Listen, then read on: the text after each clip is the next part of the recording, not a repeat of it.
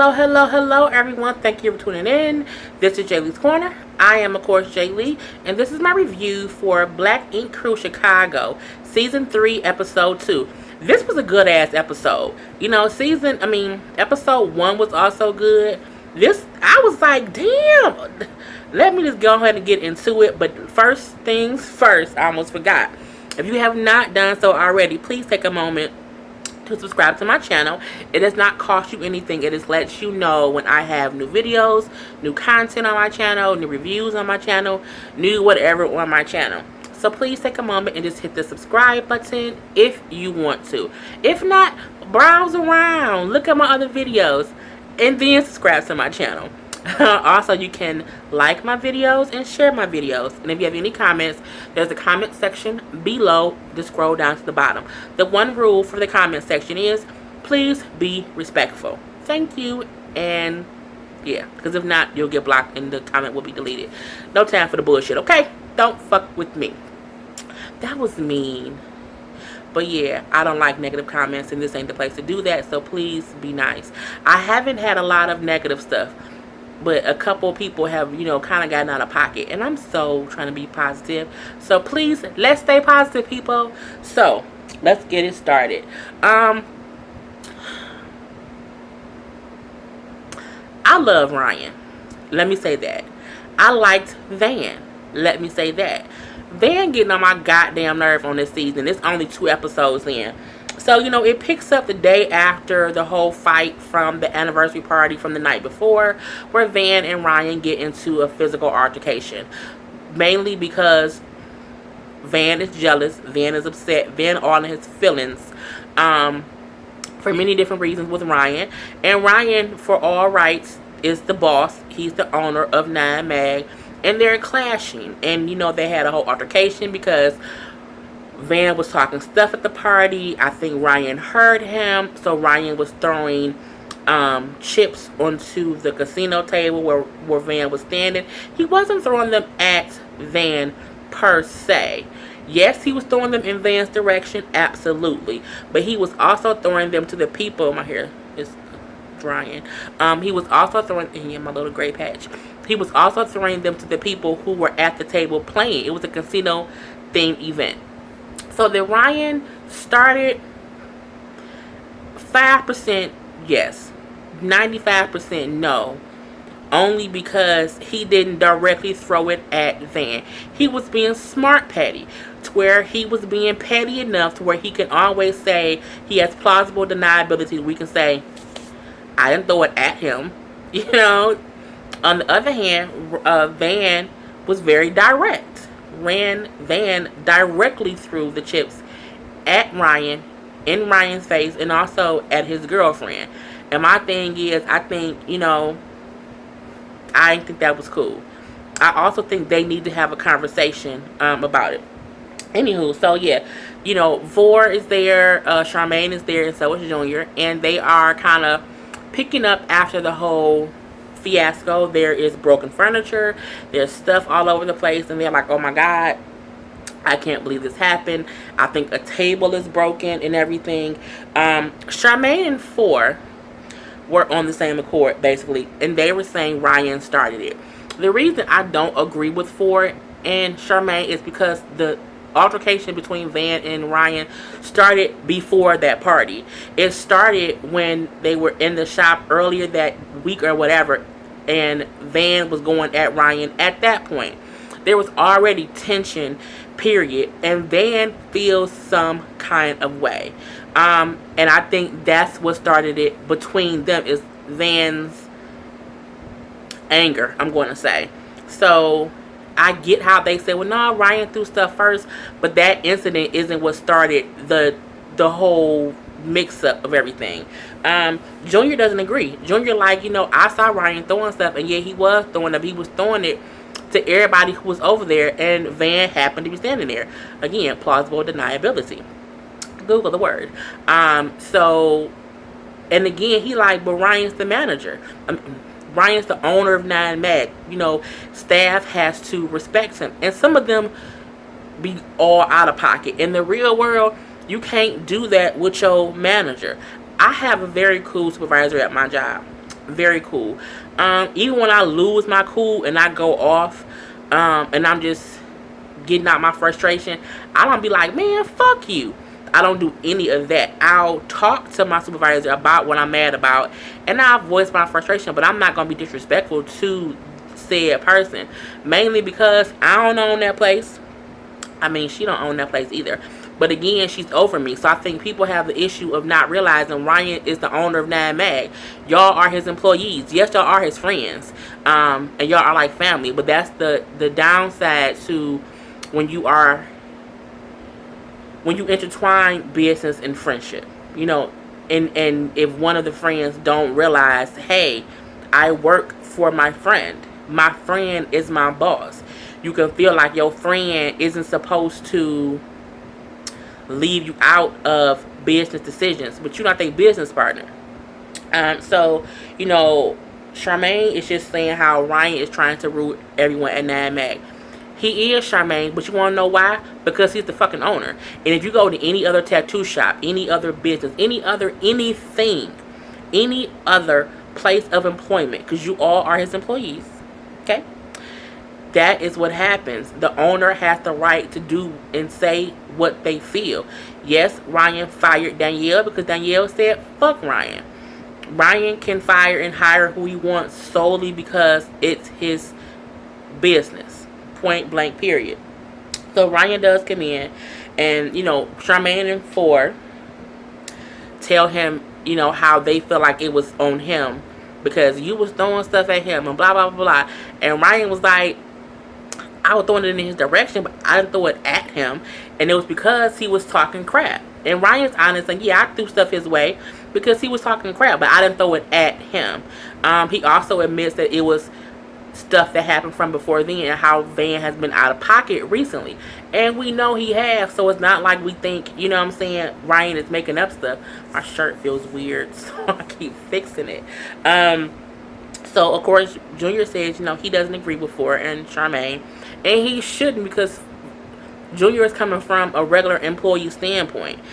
Some people not used to the real world, corporate world or whatever. And Charmaine should because Charmaine came from corporate world. Let her tell it. She left her big management job. You went at the goddamn management office cutting out your supervisor. I know you wasn't. And if you was, that's why your ass don't work there no more. So, you know, Charmaine also asked Ryan, you know, how you gonna fix this between you and Van? Ryan like, I ain't fixing shit. I agree. I'm the manager. I don't have to fix it. Van is being disrespectful. Danielle was being disrespectful. And he said, you know, Ryan says he's not fixing shit because Van threw the chips in his face. Van, and he did, you know. He also says how he's tired of people thinking they can disrespect him. And I think he has to get to this point.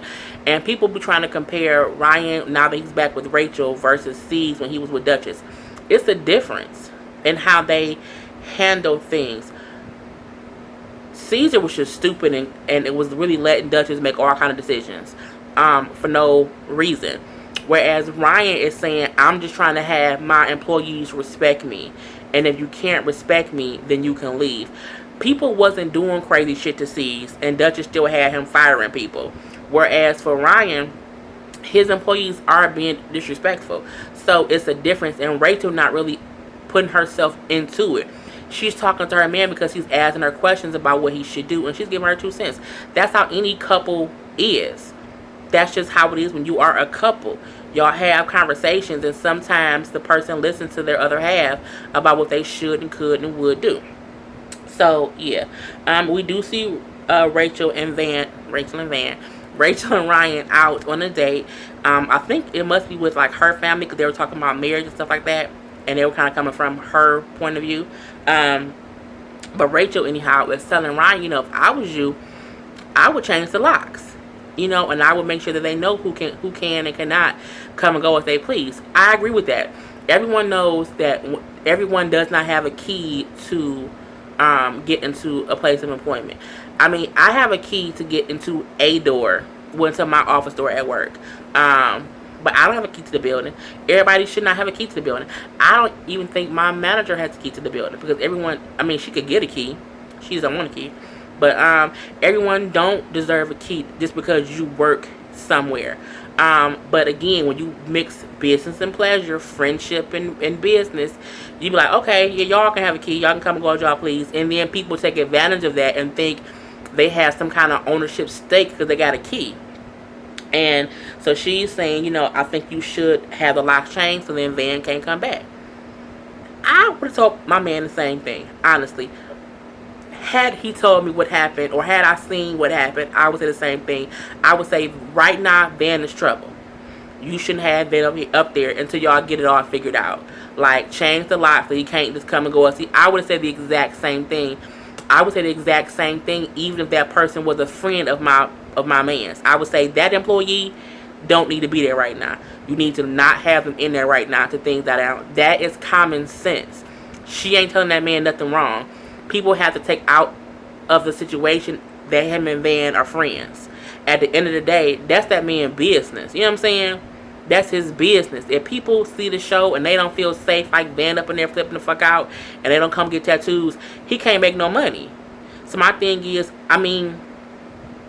based off tonight's episode, I wouldn't want to go to, Nine Mag and get a tattoo if Van gonna be up in there with goddamn crowbars, breaking windows and shit.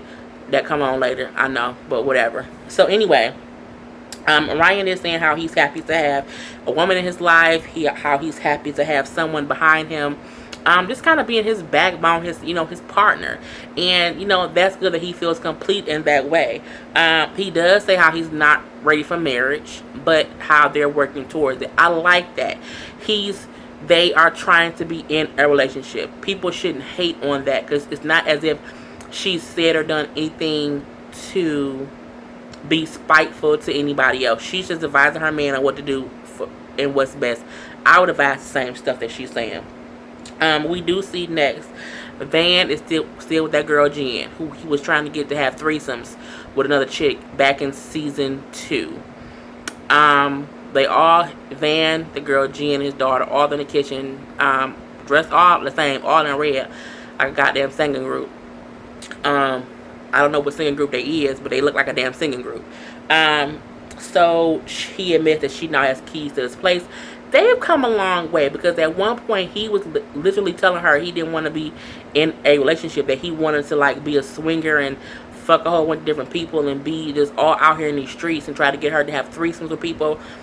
And it looks as if, they together. I don't know if he still got her fucking other people, but she got a key, so hey, it is what it is.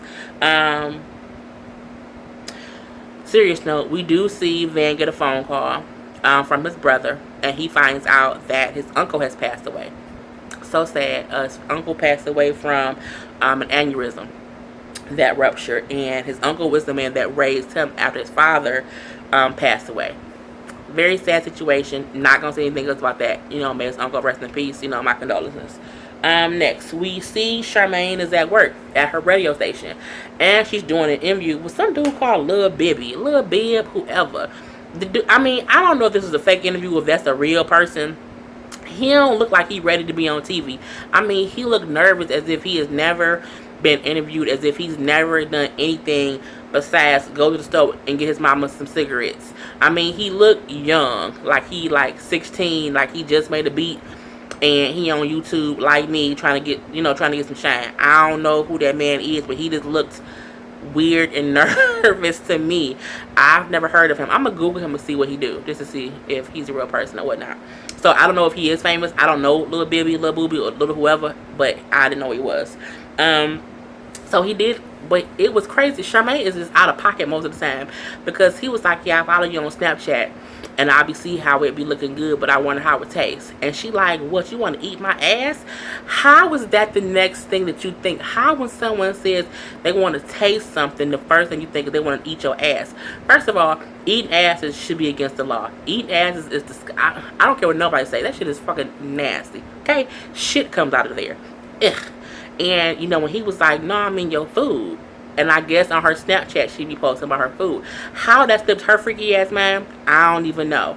But, of course, like, oh, my bad, I be posting so much different stuff. But I didn't know. I think that's still crazy.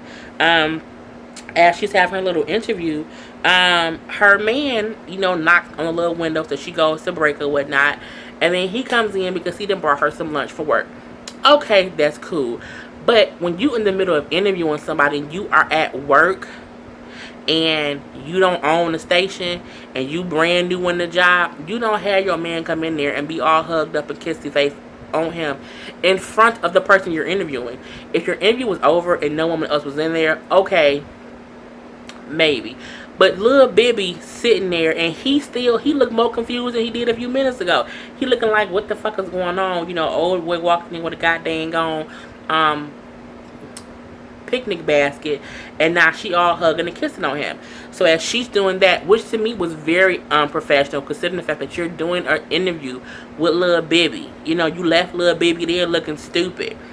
What the fuck? Her boss, her manager, walking past, and he sees she up there hugged up with some dude, and he like, Charmaine, yeah, can I talk to you real quick? He's upset. And he like, who was that stranger in there? She's like, who, Lil Bibby? I'm doing an interview. And he like, you don't play with me. You know what I mean. Who was the guy? Oh, that's my man. He brought me some lunch. First of all, when your boss asks you who was the stranger, you should have just said, you know what? My fault. You know, he came and brought me some food, and it, you know, it was real quick, and then I just kind of got out of pocket. You should have immediately started backtracking and apologizing, because it was unprofessional. When she tried to make it seem as if it wasn't anything, like, oh, he brought me some food and we was, you know, kind of hugging or whatever, and he was like, look, you can't do that. For one, you're not supposed to eat in the studio. For two, you ain't supposed to have strangers in the studio. And she's like, but that's my man. He's like, but I don't know that man, so he's a stranger. Which meaning, if that's your man, I don't know him. He's a fucking stranger. So because of that, he does put her on a 30-day probationary period. That's what employers do. When you do some bullshit and you want that nice, they put you on a probationary period. I haven't been on a probationary period in a really long time. So I'm happy about that. But also, I just try not to do bullshit at work. I've learned my lessons from all kind of bullshit I did when I was young. And I forget Charmaine young. She young as hell. So, you know, whatever. But she's now afraid because she's like, oh shit, I'm on probation. I don't want to lose this job. I like this job. We'll get your shit together. We see Don and Ashley talking. Let me be clear about something. Ashley weave has been horrible since season 1. I hate her weave. Mainly because I hate the weaves when it be, like, you can tell it's a weave because they have the little fake swooped baby hair, and they be swooped over here, and they be real thin as if they ain't got no edges. And then it be a little part in the middle that don't meet up what a swoop is. My thing is, if you're gonna have a weave, you need the part to match the swoop, okay? It needs to line up. Like, your line up ain't right, okay? And I'm like, it's the swoop here and the line here and no edges on both sides. I mean, and I can see a goddamn widow's peak.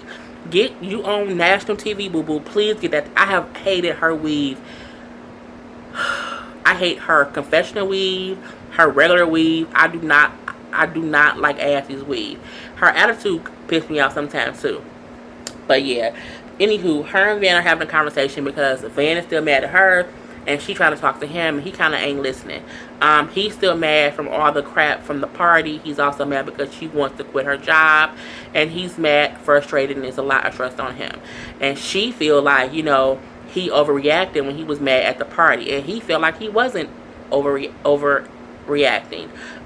He brings up, look, you know what buttons a man to push, and you push them all at the same time. You trying to quit your job. You brought up that bullshit with Charmaine, and I'm not trying to have no drama with Charmaine now, and you were just making me mad. You pushing all these buttons. And he said, you know, it's a lot of stress on me. And I do believe when a man, because let's be honest, Don is a certified tattoo assistant, okay, with 2 kids, okay, and when you not used to being the breadwinner, it is a lot to be a black man in Chicago, and you now have the sole responsibility of taking care of your whole family. I get how that can be stressful and it can be scary. I think Van is more scared of failing than anything else. And I don't think Ashley should have made that decision to want to quit her job. I think she should have talked to her husband about it first, so they could have came up with some kind of plan to make it an easy transition. So I think that's the thing about it. And they yelling back and forth, and she was like, we need Jesus. you know. And in her confession, she starts praying, and in his confessional, he laughing. I do think they need counseling. I do think they need to go to church. I do think they need to get this shit together.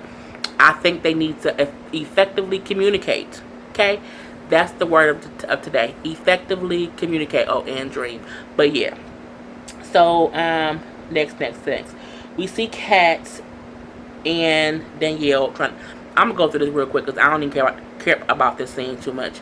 Kat and Danielle in LA about to go to the club. Okay, cool. We see Kat, new boo, her new fuck buddy. He pop up to the crib and he meet Danielle. Okay, cool. It was supposed to be girls' night. Kat invites her new boo, her new fuck buddy, her Netflix and chill nigga to go out with him. Danielle look at like, oh, it was supposed to be girls' night, but whatever.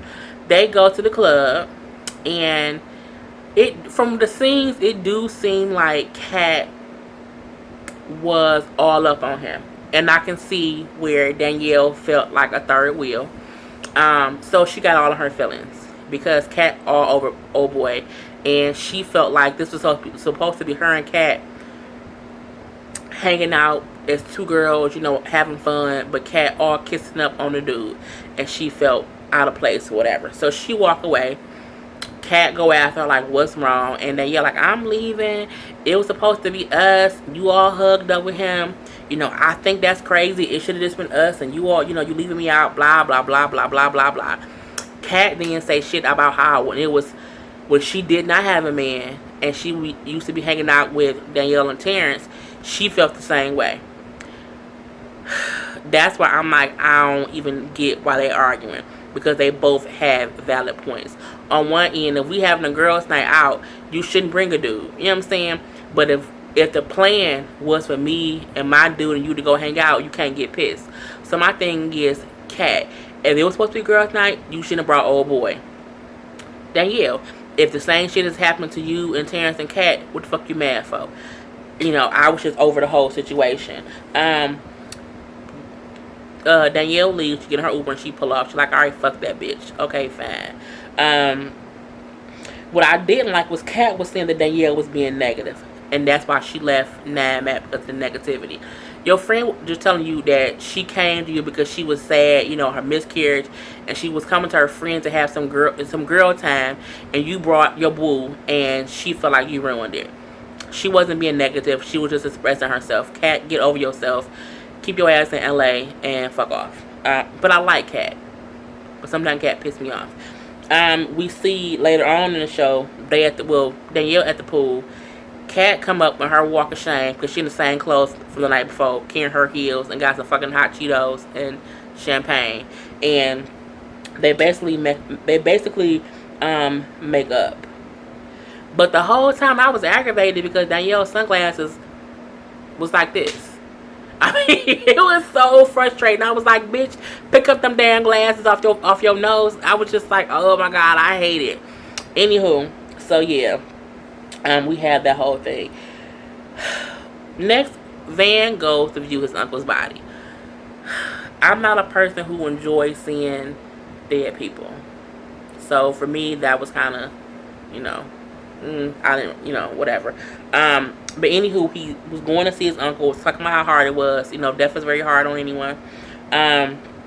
He talked about how his uncle would have wanted him to fight for what's his. So that now he gonna go to war.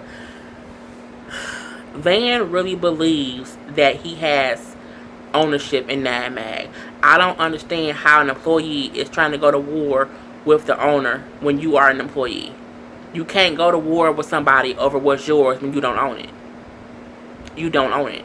You don't. And I think I don't like how I don't want to make this habit sound offensive. I don't like how he is kind of using the death of his uncle as the push to go to war with Ryan. Like, my uncle passed away who raised me. He would have wanted me to go to war over this.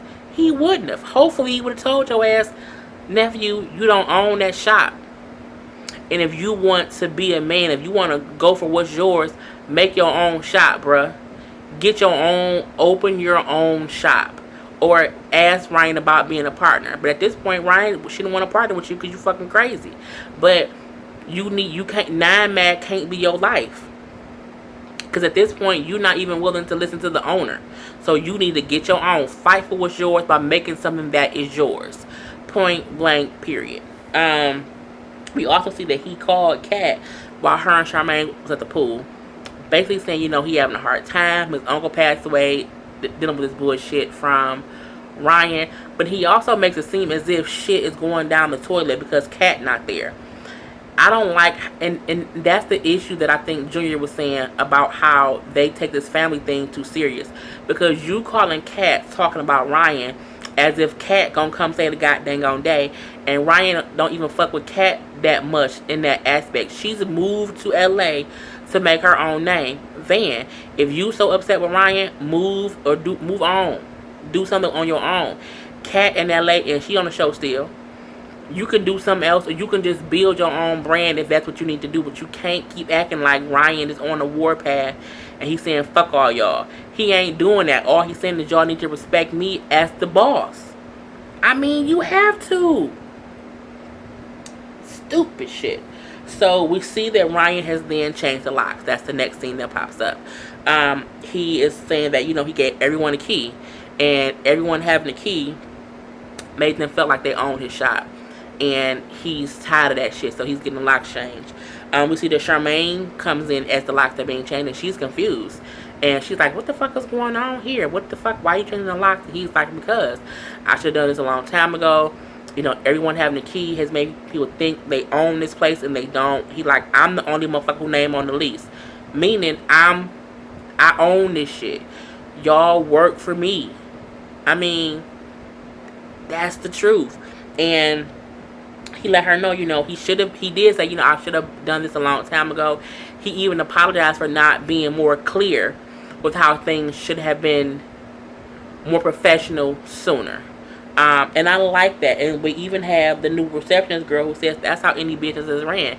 Everyone in the business don't have a key. Everybody not a key holder. And Charmaine like, bitch, whatever, in her confession out to the girl. And it reminds me of the fact that Charmaine could not have really been in the corporate world. Because that ain't how in the corporate world, no one has a key. People don't have keys. That's just real life. So that part to me was crazy. Junior even saying, well, Ryan doing the right thing. He's doing what needs to be done. And again, he think they take the family thing too far. Meaning because they all feel like family, because they're friendly, that they don't have to respect Ryan. And that's not fair to Ryan as a boss. And Charmaine is like, well, you barely 9 Mac in her confessional, not out loud. And my thing is, Charmaine, we don't even see you do shit. Junior do tattoos. The other girl is the receptionist.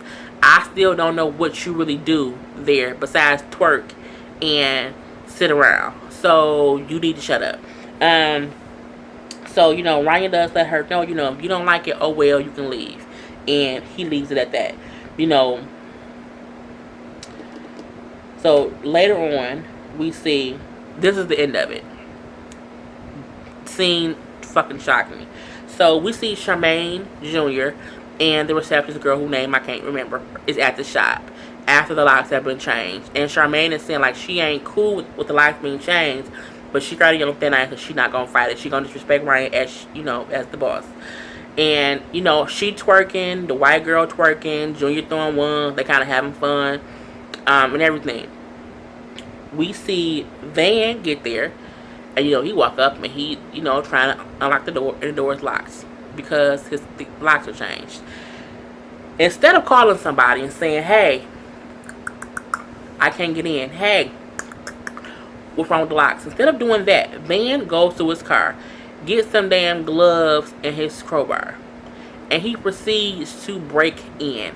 He proceeds to break the window and break into the shop. Stupidest shit I've ever seen in my life. Charmaine is screaming like, oh my god, they think someone's breaking in, so they're panicking. You can see production running around kind of like, what's going on? Even though we know production followed him up there, I think they still wondered what the fuck was he doing. And then once he was doing it, they was like, oh shit, what the fuck? And I think it was just I think it happened so fast and they didn't know what he was doing that it just happened. So Van literally says, can't nobody lock me out of here. You know, can't nobody. Van looked like a madman who's on drugs. I mean, he did. Let's be honest. He looked like a crazy person when he walked up in there. And it was just, and then he felt like somebody should have called him and told him that. No one's talking to you. You're not talking to Ryan.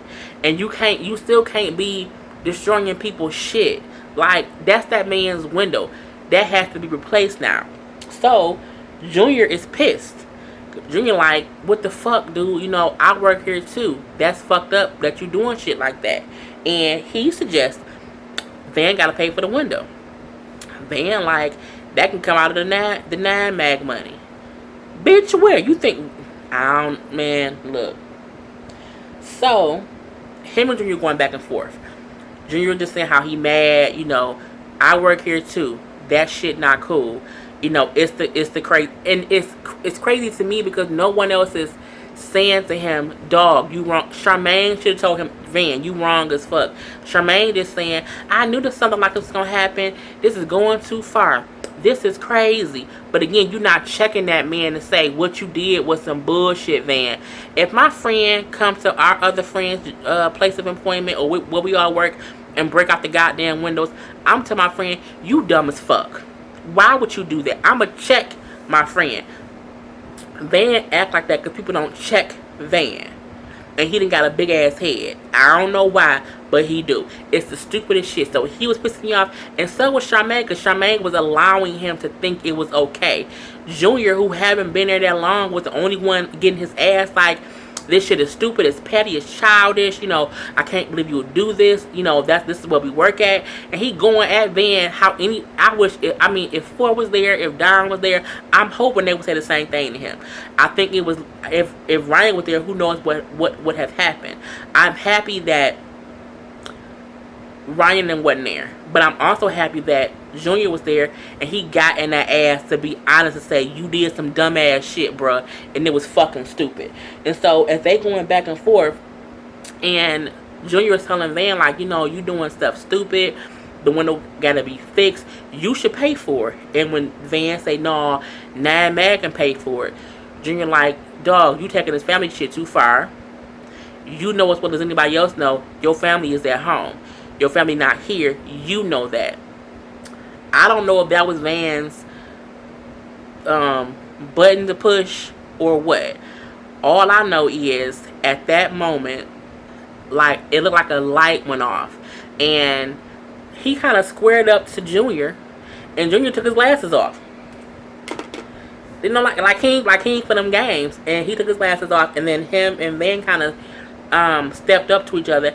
Van thinks because he a little thickums, that he a little swole, that people scared of him. And what he learned that day is Junior ain't the one to play with. So Junior pushed him, he pushed Junior back, and now they tussling.